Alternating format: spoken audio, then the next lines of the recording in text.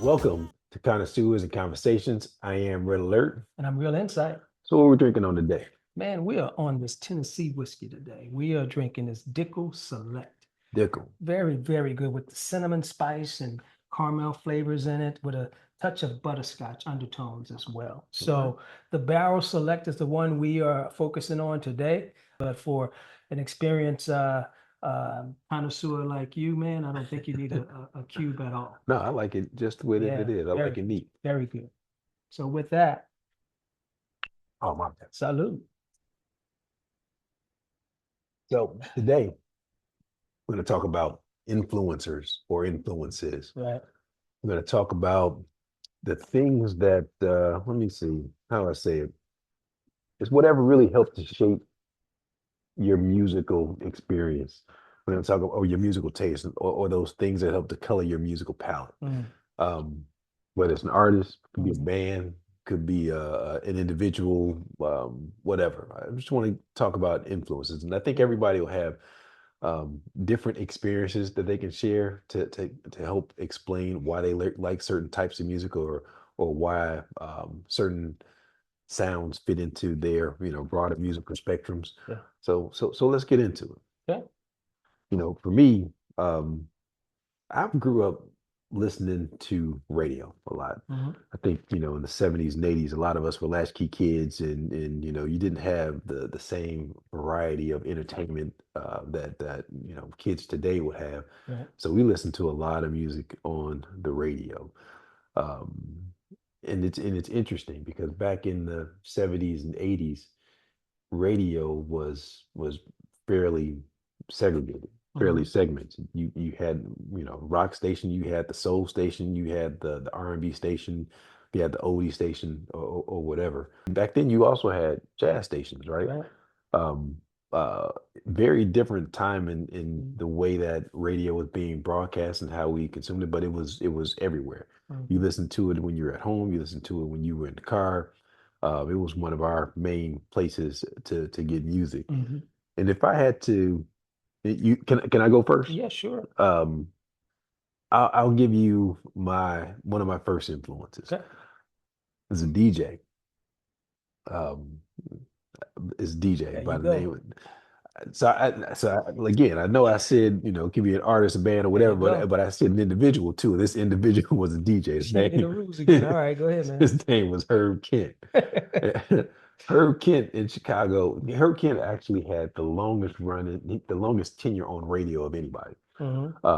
He actually passed away maybe 10 years ago, but he was on the radio for I think over 60, 70 years. He was around that long. So he'd been there, done that, seen everything.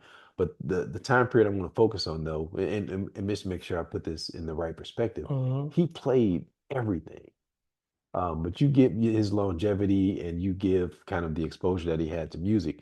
He had shows where he played not only Dusties and stuff that my parents would listen to, but the Right. Steppers music that I guess my contemporaries and maybe a generation ahead of me would listen to. Right. But more importantly, he had a show at one period of time where he played punk rock and new wave music. So he basically covered everything. And in doing so, his punk and new wave show would play the B-52s, the Eurythmics. You might even hear Duran Duran and some of those types of groups and Blondie, so forth. Yeah.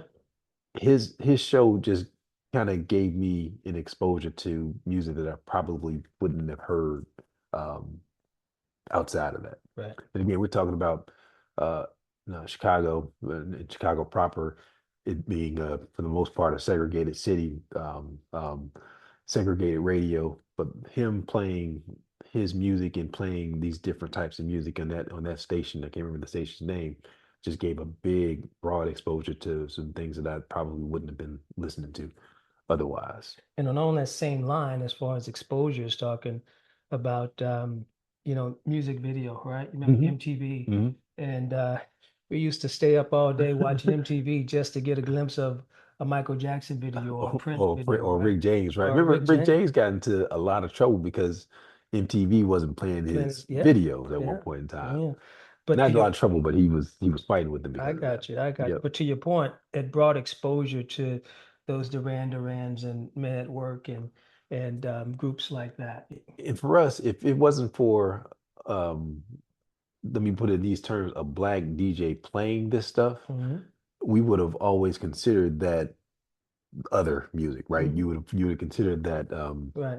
white music, unfortunately, because we were living in a segregated Sure. environment at that Sure. point in time. Right. Now, I will say though, in the 70s and 80s, um, there were a couple of songs that I can remember vividly being played at places like at the skating rinks that were not R&B or funk songs; they were rock songs. Hmm.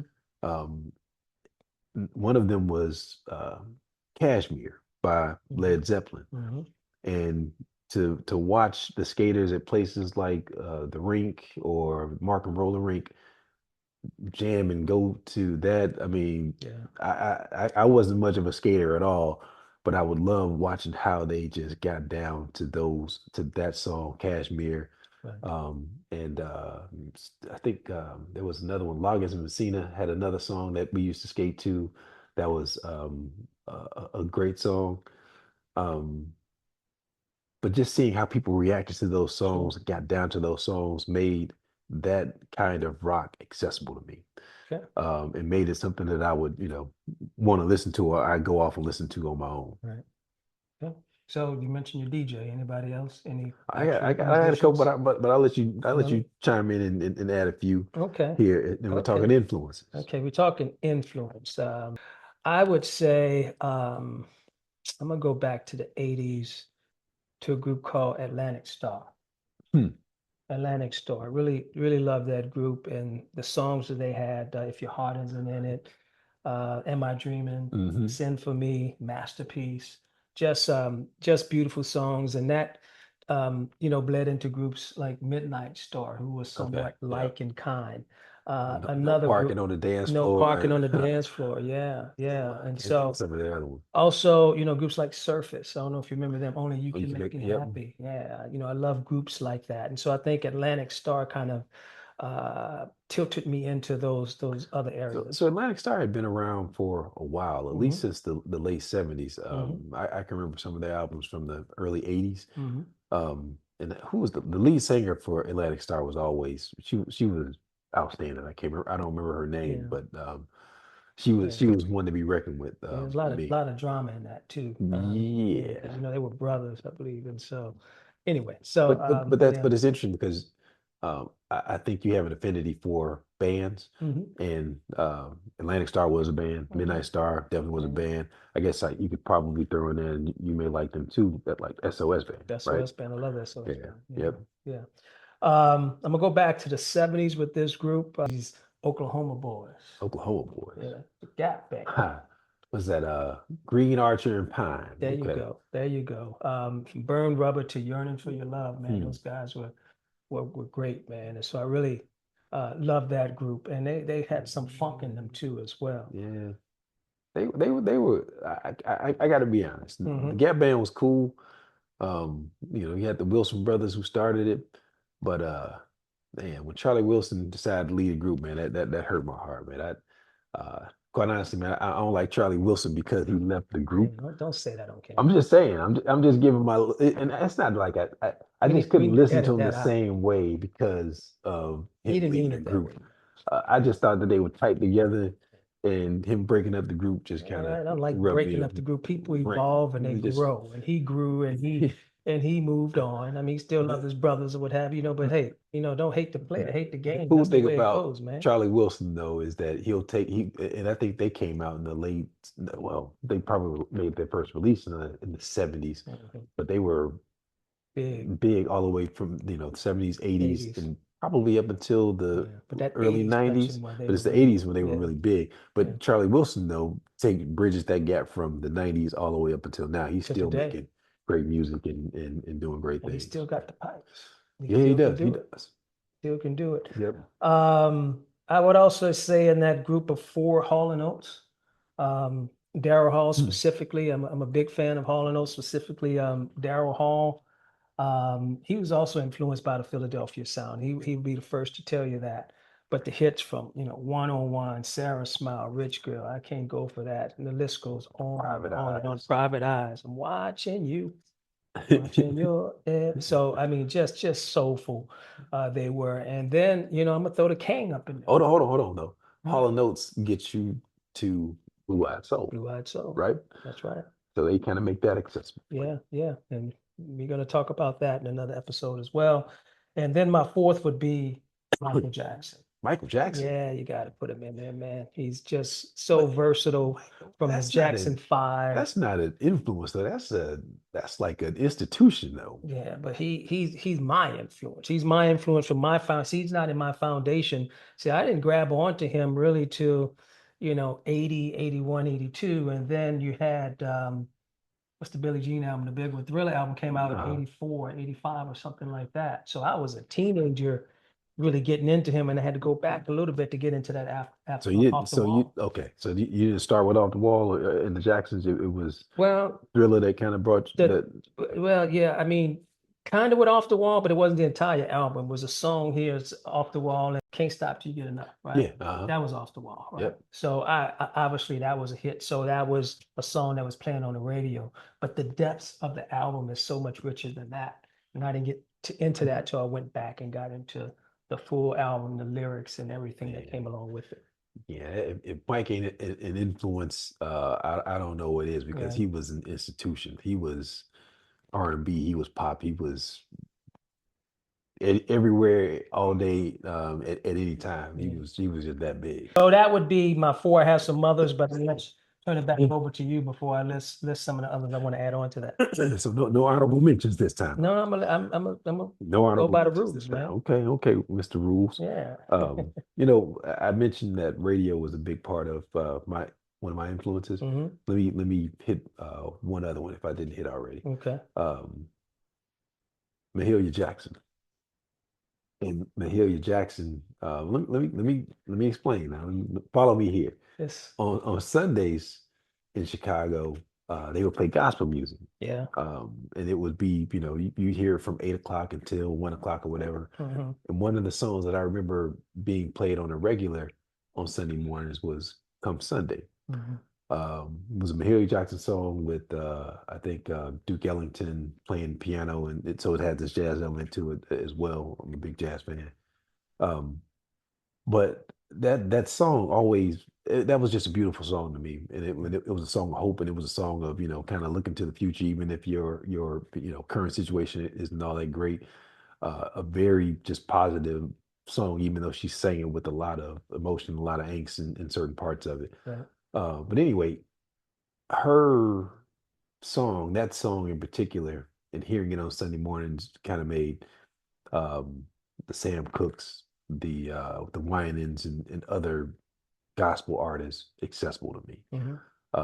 So that's one of the reasons why that song is an important influencer for me. Okay. I who wouldn't love Mahalia Jackson? But again, we said band, duo, group. So you got me thinking this way, and you mentioned the DJ and Mahalia Jackson. I left it open. So I'm gonna go with another The flim, one. you doing me what you call it, the flim flam on me, man. Another Huh? DJ. I got one See? more. I got one more. See? influence. This is another DJ. Another I'm gonna let DJ. this DJ kind of encompass a lot of things What was as that well. song last night? The DJ Saved My Life. Yes, Remember sir. Yes, sir. that? Mhm. And this DJ, well, it's actually two DJs, but I'm gonna focus on one in the time period. Uh, so between 83, 86, 87, house music was beginning to become its own thing. And there was a DJ at a place called the Music Box named Ron Hardy, who was just a beast on the turntables. He was doing a lot of the stuff where he's taking elements from different genres and he's making and breaking those tunes in in the club setting. And most importantly for me, though, he was taking elements that I know that my mom and dad listened to, some of their favorite dance cuts, playing in this new setting, a new environment, but also mixing them with this new sound of house music. Yeah. And one of the artists that I remember mostly, this is definitely not going to be on anybody's favorite artist list because he just doesn't have the body of work for it, was this artist named Jamie Principle. Now, if you want to argue that the first house record is Jesse Saunders, On and On, or Marshall Jefferson or Mr. Fingers, whatever. That's not the purpose of the argument. But at that point in time, between 83 and 86, 87 or whatever, house was becoming this thing. Jamie Principle, to me, only had like 4 songs, but those songs were just so impactful. And the crazy thing about it was they weren't released as records, so you couldn't buy them at the record store. You can only hear them at a club. You can only hear them at an event. You can only hear from certain DJs. Only certain DJs had it. Your Love was one. Waiting on My Angel. Baby Wants to Ride. These were they were on reel to reel tapes or cassette tapes, and the DJ was playing them right then, right there. But the reaction from the crowd, man, when Ron Hardy would play certain songs, especially these songs or even Frankie Knuckles, was just crazy. It was mind blowing. You're talking about sound systems that were monster sound systems, and you're in this crowd. It's even hard to explain the impact that the environment had on you hearing these songs for the first time. And again, you're hearing them with songs that you're familiar with, but now you see it in this different setting and there's different kinds of emotions and all that kind of stuff that's involved. Um, Ron Hardy was that guy for me. Okay. All right. So since we're talking DJs, I want to give a shout out to a couple of DJs out of New Orleans, old school DJs. Big ups to Slick Leo from the old Well 105 in New Orleans. And we had Hank Span from WBOK in New Orleans, his son, who's a good friend of mine, Tony Span. He's still out there spinning. He likes house music as well. He's a house music. It's interesting. There are Spans who were DJing in Illinois as well. I It wonder may if be they that were. Yeah. connection. It Okay. may be. And my boy Howard Collins, what's up? What's up, man? So I just want to throw that out there since we All right. I got toured in one. that I direction. got one more. Another DJ? No, this ain't a DJ. Okay. Since you were a stickler for me trying to stay on with an artist or a group or Yeah. whatever as an influence, Yeah. relatively contemporary group. But for them, to me, they made hip hop. The word I want to say is they made hip hop relevant to me or more accessible to me. Now, I listened to hip hop from the days of Run DMC to the early days of Rappers Delight and all that. But when this group came out, they kind of pulled a lot of elements that I was familiar with together in a way that I just really, really enjoyed. That's Tribe Called Quest. Yeah. Bringing in jazz elements, R&B elements, and all these other different things, plus the flow of the main rappers, Tip and Fife. They just made hip hop was kind of singularly focused for me. But when they came on the scene, it just broadened it and made it just it's now just a part of the music that I listen to on a regular basis. And from them, I think that extended out to Diggable Planets. Remember them? And what's the Me, Myself, and I? What's those De La guys? Soul, De La yeah, Soul. And so absolutely, you had that absolutely. whole new sound. And I think Yep. Tip and them started that, to me, at least started going in that direction. Yeah. And then And- kind of spun off into that. And that period of time in the 80s, which is truly to me the golden era of hip hop. You have Rakim who was out, KRS-One, De La Soul. You can go all these artists came out right around that same period of time, and they had such a variety of sounds that they included in their music, a variety of topics that they included in their music. That to me, hands down, was the best era in hip hop, as far as I'm concerned. I don't. We can argue that all day. Yeah, I mean, New York is the Mecca, right? That's the foundation. All those artists are out of New York as well that we both just mentioned. Yeah, and I guess you can also, think about it in terms of it being it was a regional sound, right? And it was a New York thing, definitely, right? Or New Jersey tri-state area, if you want to call it that, but it came out of the boroughs and it became this thing that was a New York sound. And maybe that was one of the reasons why it was narrowly focused for me, because it was something that we didn't necessarily have in Chicago. It was cool, but it wasn't something that no one had, right? No one else had. So we had house music. Right. New York had, of course, they had their club scene there, but hip hop was there regional music. And I Yeah. would venture to say that there are other regional influences that other folks have that basically drive the kind of music that they listen to or love to this Yeah. day. Yeah. I mean, you know, and down south, Louisiana, we have obviously jazz, Hmm. and out of New Orleans, and then we had Zydeco as well, which Yep. is more Louisiana, which is out of say a town called Opelousas and Lafayette and Lake Charles, Plaisance, and areas like that. It's more prevalent there than in New Orleans it is there, but in those more rural areas, so to speak, Louisiana, that's where that Zydeco is strong. And then, you know, off of the hip hop, you know, we created our bounce music down there. Yeah. You Yeah. know, we're Yeah. known for that, and we took influences from this group out of New York called the Shop Boys. And you know that Uh-huh. sound is in Uh-huh. all of our bounce music You know, that makes you bounce. what's always curious to me though is Baby that bounce, bounce, the bounce. what was the name of the group? The Shop Boys. yeah, they weren't that wasn't like what that wasn't a big hit though. No. For whatever reason though, it was big in New Orleans and changed the whole sound of what y'all were doing Yeah, down we there. we took that piece of it and made it into our sound, and you know DJ Jimmy and all them, Hmm. you know, where they at, and Yep. all that, and like I say, Shoot. bounce for the juvenile, all that stuff, you A know, lot of just juvenile hits. evolved. Ti got used that in a sample Yeah, as the well. Florida Boys as well That use was it the other one I also. was going. Well, Yeah, and so you can also just do a deep dive into the Florida sound, the Miami bass sound. we need to do I that. know that they were influenced heavily by Kraftwerk and that European Hmm. sound. And they've always had this up tempo Hmm. beat and kind of high energy with it. Hmm. But they, Luke Skywalker and some of them other groups just took that and made their own Sound. thing, their own sound out of it. Hmm. Now, there was always up tempo rap, or I Hmm. won't say always, but there was up tempo rap. Rapper's Delight was a Hmm. up tempo song, Right. but they took it and made it into something that was totally theirs, totally their sound. And I think it goes back to your comment earlier when we talk about regional distinction, regional sound or personality. So out east, you know, more so of lyricists. I think you Hmm. agree with the Jay-Z's and Wu-Tang and all those out there, the Locks and all of them. And then your area as well. I think that Chicago, that Midwest is known as lyricists. You have, you know, the Commons, you have the what's his name? God, Twister, you got Twista. Um, Chance. you know, I'm ashamed that I can't, it's on the tip of my tongue. Nas. And you got Mhm. the Nas, which is arguably the greatest lyricist ever.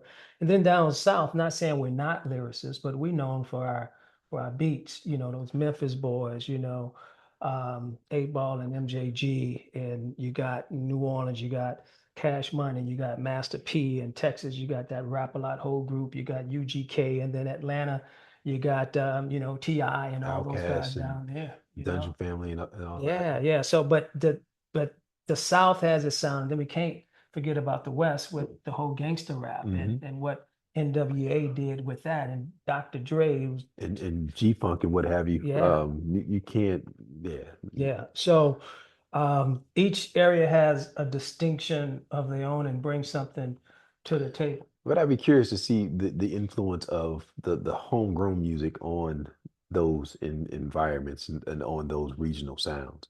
In the West, they were playing the parliaments and they were playing, you got the lowrider scene and everything else where they were playing a lot of these Mhm. funky songs that ended up being the things that the DJs and the Dre's and so forth were referencing when they started making hip hop beats. Yeah. In New York, you had reggae and soul and funk and all these other different things that they were sampling from, Mhm. and that became a part of the basis of hip hop out there. Um, Heck, even in New Orleans, Mhm. um, that is the birthplace of jazz. So that's the birthplace of for all intents and purposes R&B, Mhm. and people making their own music. So Yeah. when Manny Fresh and all those guys came on board and they're making their own music, it's they I don't think that they ever thought about sampling. It was just like Mhm. we don't do it ourselves because Mhm. as a region, y'all were used to Right. doing it yourself, You if you mentioned will. Manny Fresh. Shout out to Gregory D. At the beginning, it was Gregory D. and Manny Fresh together before Manny, you know, blew up and got with the Cash Money Boys. But you're exactly right. The influence on the community and how that music came up from the grassroots there. Yeah, And it yeah, just yeah. amazes me the texture, but also the personality Yeah, of the music yeah, as well. definitely personality plays Yeah. a part of that too. Yep. Yep. So influences and influencers. I'd be curious to see what others think about their influences and what helped to make or shape their musical tastes. We talked about some of ours. We talked about radio. We talked about MTV. Talked a little bit about different clubs and different environments. You might hear certain sounds, and those sounds became the just that environment where certain sounds and certain musical That's right. styles become mainstays in your life. Right. Definitely be curious to hear what other folks might think. One other regional thing I didn't mention, or if we didn't mention, is go-go. Ah, Go-go, DC. yeah. Yeah. I'd love to understand how being at a go-go made a Mhm. difference to whether or not you like go-go music or not, Mhm. or just being at one of those events and one of those type of parties um, shaped your musical taste. So And did go-go and house come out around the same time? Was one before the other? I, Because you you can kind know, of hear some influences in both of those. At least you I do. I would say this, late 70s, early 80s, Mhm. you all that stuff was Around that time. around that time. So hip hop as well. Yeah. Yeah. It was just that They period of pull from time. each other. Yeah, they all pull from. I think what they pull from is let's do it ourselves. Hmm. We're gonna Let's make make our it our own own. music. Yeah, we're gonna Yeah. make our having the technology to make your own music, having the capability, and just having that desire, all that and all that period of time. I think that's what made a I difference. agree with that. Man, I like your T-shirt, man. Yeah, I want my daddy's Want my records. daddy records back. Blind Mellow Jelly. Another jelly. Fred went in the store and tried to get his records back and then broke them. Yep. That's one of my favorite episodes, and Yeah. I'm always looking for new records. So Yeah. All right. y'all tell us what you think. What are your influences? And what are those environments and places where you heard music that just made a difference in how you listen to music now? What kind of music you like? For sure. So that's it. Connoisseurs and conversations. Until the next one.